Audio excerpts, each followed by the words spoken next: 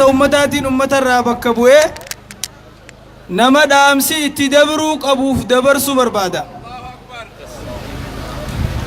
waa'ee rakkina Harargee dhihaa keessatti deemaa jiru dhiibbaa fi arrabaa fi tuffii amantaa teenyarra deemaa jirtu irratti hawaasa keenyarraa bakka bu'ee dargaggeessaa fi sheekotii teenyaa fi hayyoota keenya hundarraa bakka bu'ee dhaamsa gabaabaa dabarfachuu barbaada.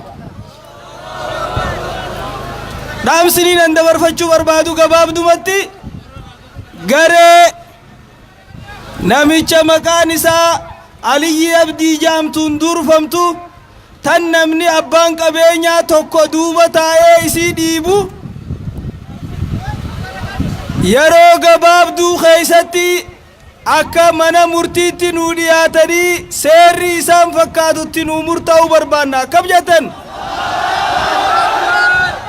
nuti islaama jechuun nama namni harka isaatirraa arraba isaatirraa nagee beebbeeyna. nabiin keenya kana jee miti? nuti harkas namatti hin laannu yoo nu laatan malee, namas hin xuynu yoo nu tuqan malee, islaamni naman tuqu yoo isa tuqan malee. gabaabdutti ummata Oromootii fi akkasuma ummata islaamaarraa bakka bu'ee ergaaniinan nama ergaan tun laaltuuf dabarsuu barbaadu yeroo osootti hin kennine yeroo gabaabduu keessatti garee Aliyyi Abdiitiin hoogganamtu tan namni tokko ko Oromoo sobu jiru, ko Oromoo fi yaadajuu ko biraa duuba jiru yeroo gabaabduu keessatti mana murtii nu dhiyaattee seerritti nu murteessuudha. yoo seerri biyya tana ka jiraatu taate takka, yoo biyya tana Oromoon muslimaa fi kiristaanaa fi waaqeffataan ka wajji qabu taate lama. wajji qabnaami?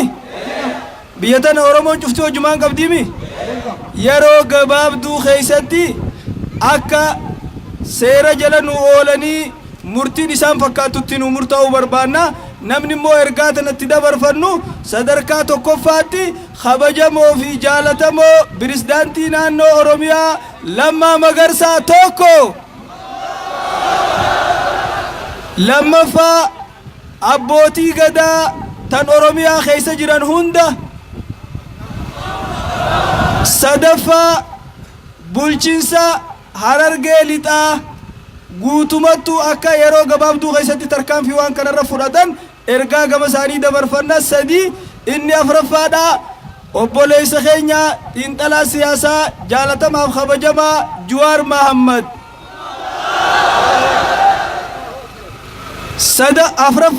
shanaffaa irratti hayyootaa fi akkasuma hooggantoota siyaasaadhaa hunda isaaniitu Oromummaan, bilisummaan, jijjiiramni dhiiga nama meeqaatiin dhufe kun akka bilaashitti hin banne, akka maasii Oromiyaan dirree lolaatii fi dirree dhiigaatti hin deebine garee hattuu, garee bitamtuu Aliyyi Abdiitiin durfamtu yeroo gabaabduu keessatti akka seera jala nu oolchan ergaa kana ummatarraa bakka buunee gama isaanii dabarfachuu barbaanna. akkam jettan? arrabooda osoo nuti lubbuun jirru, osoo nuti duniyaa tanarra jiru nabii keenya gaarii sallallahu alaihi wasallam quraana keenya qulqulluu amantaa teenya gaarii masgiida keenya kan nuti galma godhannee mana seeraa godhannee mana murtii godhannee jiruu jireenya keenya godhannee bareedina amantaa teenyaa godhannee osoo nuti jirru namni tuquu dhiisi ijaanuun laalu. kanarratti Oromoon muslima taate hundi tokko namni tokkolleen ka kanarraa addaan jiru, suufiyyaas tahee khabiraatiis tahee cuftinu namni muslima ta'e hundi kanarratti tokko akkanatti beeka. kanaaf gabaabdutti awwanniniin juu osoo lolli asiin eegalamu biyya tana keessa waliin geenye yeroo gabaabduu keessatti mootummaan akka jara kana seera jala nu oolchuu barbaanna.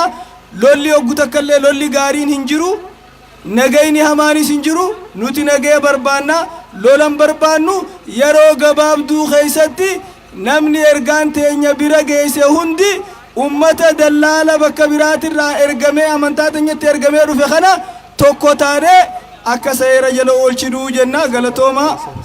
yoo ammoo seera jala kan oolchin kataatu taate abbaan abeekatu ka sheemin biroo jetti. Assalaamu alaikum warahmatullahi wabarakatuh.